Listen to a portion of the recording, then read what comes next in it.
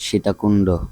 এখানে একদিকে সবুজে মোড়া পাহাড়ি পথ, অন্যদিকে বঙ্গোপসাগরের নীল জলরাশি, ঝর্ণার ঠান্ডা পানি, পাহাড়ি ট্রেইলের রোমাঞ্চ আর সমুদ্রের শান্ত ঢেউ, সব মিলিয়ে সীতাকুণ্ড যেন প্রকৃতির হাতে আঁকা এক রঙিন ছবি। তো চলুন ঘুরে আসা যাক সীতাকুণ্ড থেকে। আসসালামু আলাইকুম। আমাদের এবারে সীতাকুণ্ড যাত্রাটি শুরু হতে যাচ্ছে কুমিল্লা রেলওয়ে স্টেশন থেকে। তো আমরা রেলের জন্য অপেক্ষা করতেছি। রেল আসবে, কিছুক্ষণ পরেই রেল আসবে। রেলের জন্য অপেক্ষা করতেছি। রেল আসার পরে তারপরে রওনা হব সীতাকুণ্ডের উদ্দেশ্যে। আহ সীতাকুণ্ড আমাদের ট্রেনে যাওয়ার কথা ছিল, বাট একটা অনাকাঙ্ক্ষিত ঘটনার কারণে আমরা ট্রেনটা মিস করি, যে কারণে এখান থেকে আমরা আবার বাসে যাব।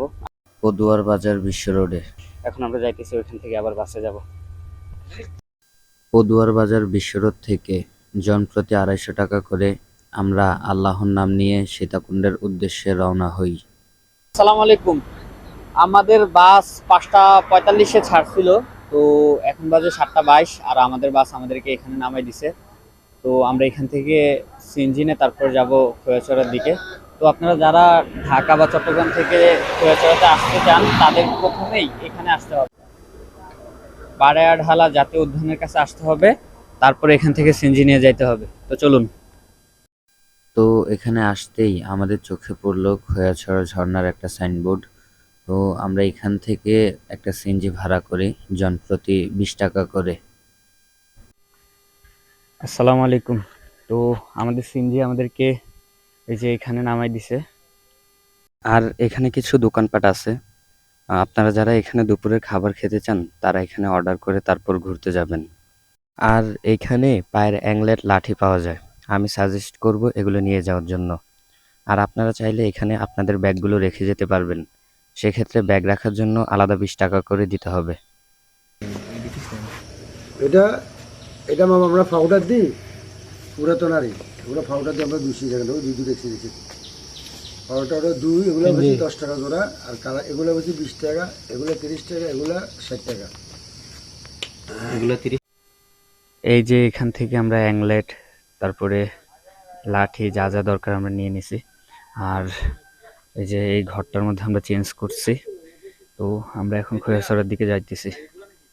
এই যে আমরা আস্তে আস্তে নামতেছি, অনেক খারাপ রাস্তা, সবাই দেখে শুনে নামবেন, নাইলে বিপদ হওয়ার সম্ভাবনা অনেক বেশি। এই যে এখানে এসে টিকিট কাটতে হয়, জনপ্রতি 20 টাকা করে টিকিট কাটতে হয় এখানে। এই যে 20 টাকা করে টিকিট কেটে তারপরে এই যে এই রাস্তা দিয়ে যাইতে হয়।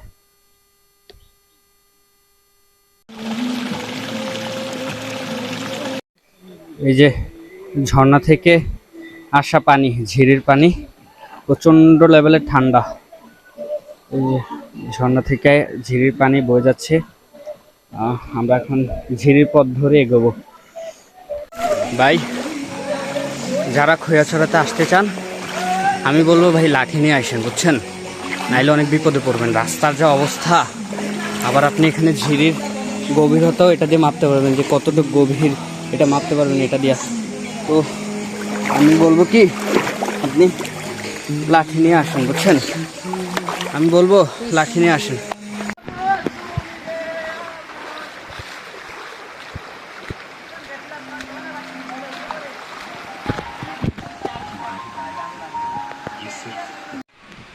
ভাই, প্রায় আধা ঘন্টার মতো ট্রেকিং করার পরে, এত খাড়া রাস্তার মধ্যে ট্রেকিং করার পরে মানে একেবারে নিচের স্টেপে আইসা পৌঁছাইছি, আপনাদেরকে দেখাইতেছি।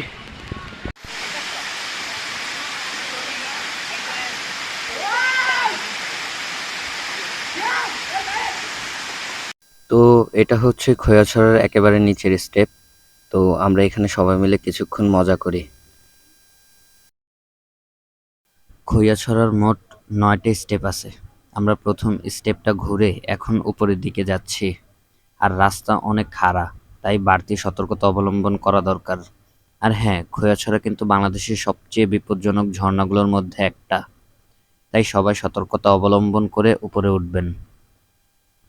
আর এটা হইতেছে খৈয়াছড়ার দ্বিতীয় স্টেপ। তো আমরা এটার উপরের স্টেপে যাইতেছি। আর পাহাড়ের উপর থেকে শুধু শহরের ভিউটা একটু দেখেন। চমৎকার একটা ভিউ পাহাড়ের উপর থেকে দেখা যায় শহরের। তো ফাইনালি আমরা খোয়াছড়ার চতুর্থ স্টেপে এসে পৌঁছাই। এর চেয়ে উপরে উঠতে আমাদের সাহসে কুলাইতেছে না, যে কারণে আমরা আবার এখান থেকে ব্যাক করি। আপনারা যারা খোয়াছড়াতে যাবেন তারা অবশ্যই বাড়তি সতর্কতা অবলম্বন করবেন। আসসালামু আলাইকুম। তো আমরা খৈয়াছড়া ঘুরে চলে যেতেছি হোটেলের দিকে। খোয়াছড়া ঘুরে জনপ্রতি 50 টাকা করে যাচ্ছি সীতাকুণ্ডে, আর আমরা দুপুরের খাবার ওইখানেই খাবো। আসসালামু আলাইকুম। আমরা এখন সীতাকুণ্ডে আছি। আপনারা চাইলে মিরসরাইতে ওই যে খৈয়াছড়ার ওইখানে খানা খাইতে পারবেন, বাট আমরা যখন সীতাকুণ্ডে আসি তখন আমাদের প্রথম পছন্দই থাকে হচ্ছে ঝুপড়ি। তো আমরা ঝুপড়িতে খেতে আসছি। এই যে হইতেছে ঝুপড়ির হোটেলের ভিতরের ভিউ। ওই যে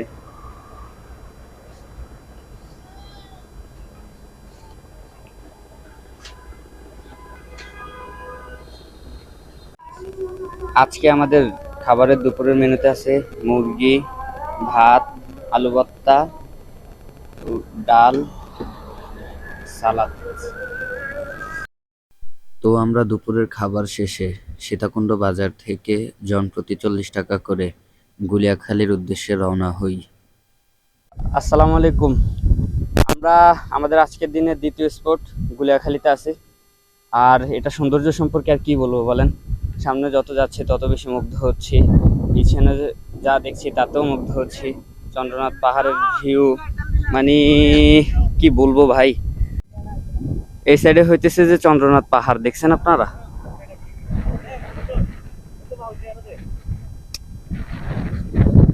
আর এই যে এই সাইড থেকে ঢেউয়ের শব্দে ভাই কান একবারে ভরে যাইতেছে, বুঝছেন? তো আমরা সামনের দিকে এগোইতেছি। এই যে এখানে কায়রো বন, অনেক সুন্দর। তো সামনের দিকে যাওয়া যাক, চলেন। সাধারণত আমরা সৈকত বললেই কেবল বালু আর ঢেউয়ের কথা ভাবি, কিন্তু গুলিয়াখালী একেবারেই অন্যরকম। এখানে সমুদ্রের সাথে মিশেছে সবুজ প্রান্তর আর ছড়িয়ে থাকা গাছের সারি।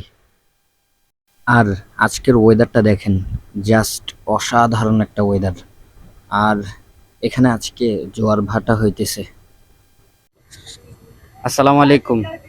হঠাৎ করে জোয়ার ভাটা এত পরিমাণে বাড়ছে, পানি প্রচন্ড লেভেলে বেড়ে গেছে, যে কারণে পারে হেঁটে যাওয়া সম্ভব না। তো আমরা একটা নৌকা ঠিক করছি জনপ্রতি 50 টাকা করে। এই নৌকা আমাদেরকে এই যে এই সাইডটা ঘুরায়া তারপরে পারে নিয়ে পৌঁছে দিয়ে আসবেন। তো আমরা গুলিয়াখালী ঘোরা শেষে আবারও সীতাকুণ্ড বাজারে এসে পৌঁছাই এবং সীতাকুণ্ড বাজার থেকে জনপ্রতি 70 টাকা করে আকিলপুরের উদ্দেশ্যে রওনা হই। আপনারা যারা চট্টগ্রাম বা ঢাকা থেকে এখানে আসতে চান তারা প্রথমে চলে আসবেন ছোট কুমিরা বাজারে।